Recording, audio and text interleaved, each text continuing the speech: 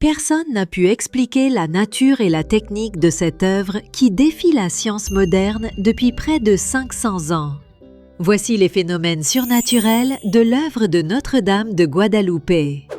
Les pigments utilisés pour les couleurs sont d'origine extraterrestre. Les couleurs ne se sont pas ternies, il n'y a aucune craquelure visible et l'éclat est resté inchangé. Aucune trace de coup de pinceau n'a été détectée sur le tissu, pas même avec des techniques d'analyse microscopique modernes. Le tissu de l'œuvre est fabriqué à partir de fibres d'agave, une matière fragile qui aurait dû se désintégrer au bout de 20 ans.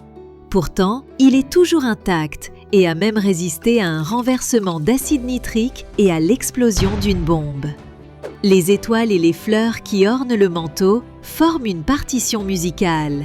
Lorsqu'on les lit, une mélodie céleste en émerge. Ces étoiles sont disposées selon les constellations visibles le jour de l'impression de l'œuvre, le 12 décembre 1531 à 10h40 du matin.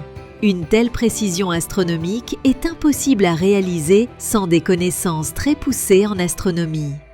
Ses yeux réagissent à la lumière de l'ophtalmoscope, comme s'ils étaient vivants.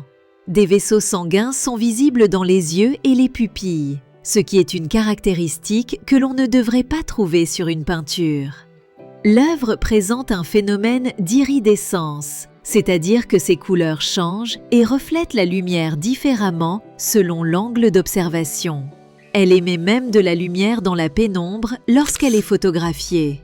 On y voit 13 petites personnes se refléter dans ses yeux, un détail impossible à reproduire à la main.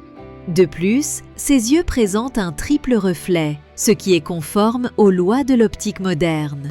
Enfin, des mathématiciens ont découvert que l'œuvre respectait une harmonie parfaite basée sur le nombre d'or, souvent considéré comme un symbole de perfection divine. Écoutez la partition musicale de l'œuvre en cliquant sur le lien figurant dans la description de la vidéo.